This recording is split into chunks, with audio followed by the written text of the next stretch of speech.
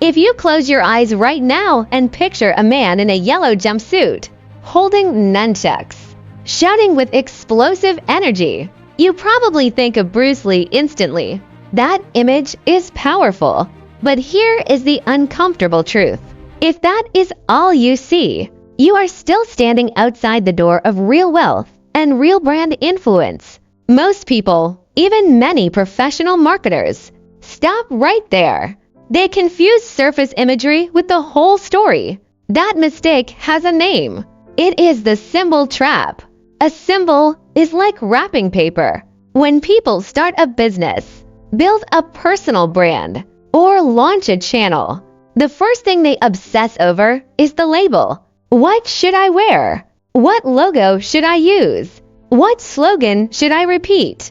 From the brain's perspective, these are shortcuts. Literal symbols help us classify things quickly and save energy, but symbols alone are never enough. If all you have is beautiful packaging with nothing inside, novelty fades fast. When that happens, your brand loses weight, it drifts, and then it disappears. Bruce Lee once shared a simple but profound idea. Do not mistake the finger pointing at the moon for the moon itself. If you stare at the finger, you miss the light entirely. In branding, your name, your image, and your visual style are that finger. The moon is the deeper meaning, the part that hits people emotionally, the part that travels across cultures without translation. So how did Bruce Lee turn specific fighting movements into a global source of meaning? The answer is not mysterious. It is structural. In early Hollywood, the image of Chinese men was narrow and limiting, weak, submissive, peripherals. If Bruce Lee had accepted that symbol, he might have earned a living, but he would never have mattered. Instead, he did something far more dangerous. He shattered the symbol by being radically real. His presence was intense. His movements were uncompromising. His eyes carried refusal. He did not decorate the old image. He broke it open. There is a principle in modern psychology that explains why this worked. When a label is deeply rooted, the explanation does nothing.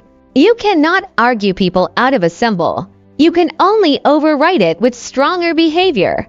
Bruce Lee did exactly that. Through action, through explosive power, through focus, through blending philosophy with combat, he injected a new soul into an old symbol. And that soul was universal. Self-strength, dignity, equality. This brings us to the first real lesson. A brand with a soul is not built by a beautiful design. It is built by an irreplaceable behavioral logic behind that design. Many people try to build personal brands by copying how top creators dress or speak. That feels safe, but it is a trap. You are strengthening someone else's symbol and weakening your own. You are copying the finger. Your moon never rises. To truly break through symbols, your brand must climb upward in meaning. Cultural symbols have layers. At the surface, there is visual recognition, colors, shapes, style. Beneath that, there is emotion, fear, joy, admiration. At the highest level, there is identity. Bruce Lee refused to stay inside the box of a martial artist. By pushing human will to its edge, he allowed people across races and continents to see themselves in him. That resonance had nothing to do with technique. It was about identity. If you want to build a brand with a soul, ask yourself something uncomfortable. If your name vanished, if your logo vanished, would what you created still feel alive? If removing the outer shell makes you ordinary, then there is no penetration. Real soul shows up without packaging. It shows up in how you act, how you speak, and what you consistently stand for. In research, this is described as behavioral consistency spillover. A core trait spreads outward like ripples in water. It touches every detail of life. Bruce Lee was not only powerful on screen. His training habits, his obsession with physical conditioning, his deep reading of philosophy, even the way he spoke in interviews, everything pointed to the same core: self-liberation. That level of consistency turned Bruce Lee into more than a fighter. He became a life philosophy. When a brand moves beyond function and becomes a way of living, it gains the power to survive time. That is why decades later, we still talk about him. He is no longer just a person. He represents human possibility. Now let us go deeper. How do you turn an abstract soul into real competitive advantage? The key is something simple but demanding: behavioral granularity. This is not just a marketing idea. It is an execution discipline. Many people believe Bruce Lee's influence came from talent. From a brand perspective, it came from precision, specifically from control over action density. Action density is about how many consistent actions people can observe over time. Research on perceived value shows something surprising.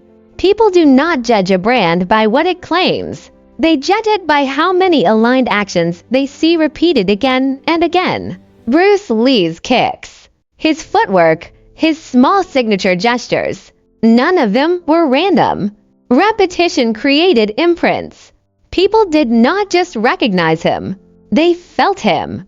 And this leads to a core truth: action is expression. Many companies write grand vision statements, industry leadership, world-class service to the audience. These words are invisible. Bruce Lee showed a different path. Break your soul into visible actions. If you want a brand that represents professionalism, stop declaring it. Polish every deliverable. Refine every detail.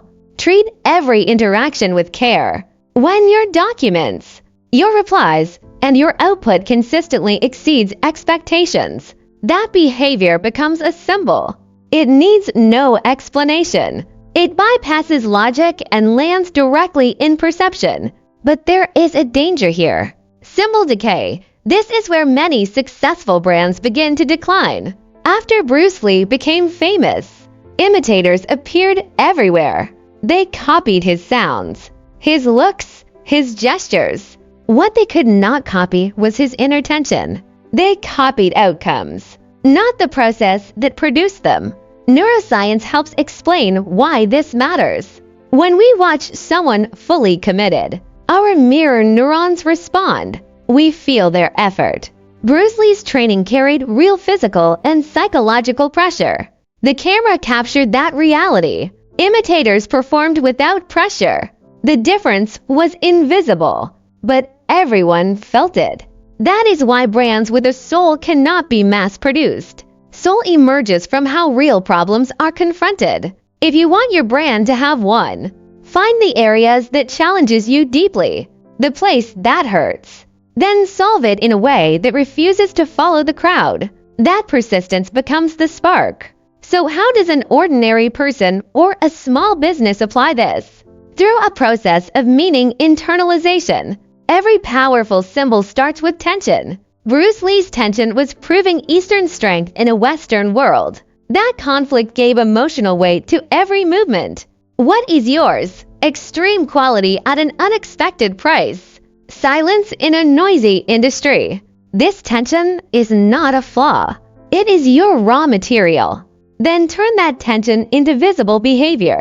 Bruce Lee understood something critical. Philosophy alone never reaches the masses. It must be embodied.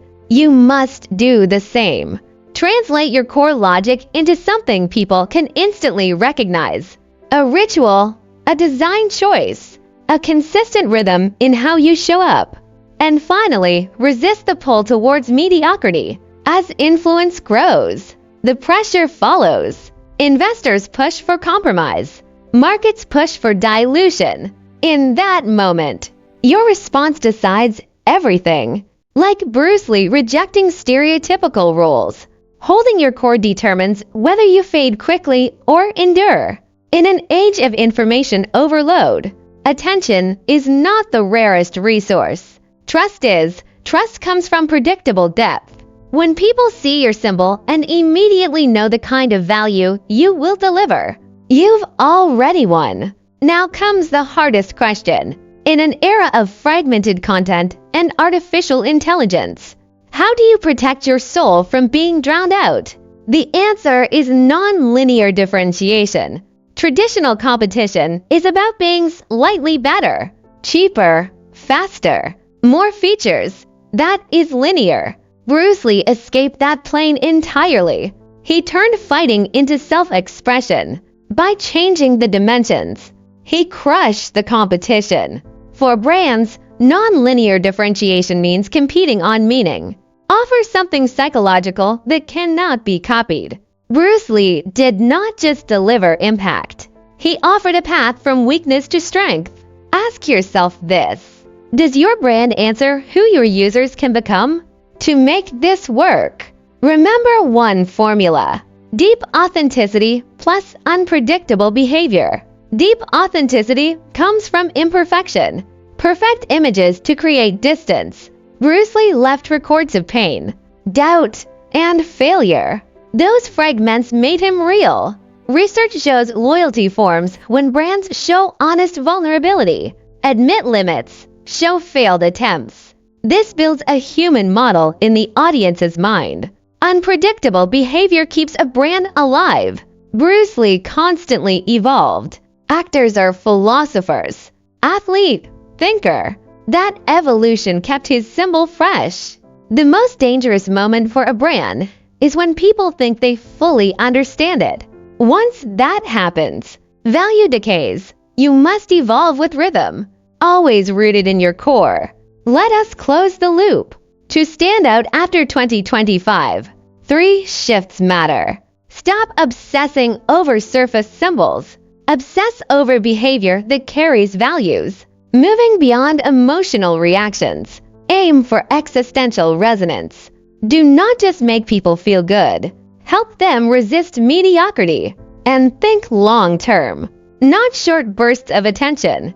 Practice subtraction. Remove anything that dilutes your soul. When we talk about Bruce Lee, we are really talking about a life lived fully. He proved that radical honesty, combined with disciplined action, can cross races, time, and boundaries. Building a soulful brand is a journey of self-discovery. It is slow. It can be lonely. But if you pierce the surface and touch human depth, the impact you create will leave marks that time cannot erase. So pause for a moment and ask yourself, where is your moon? Find it, and then spend your life pointing towards it.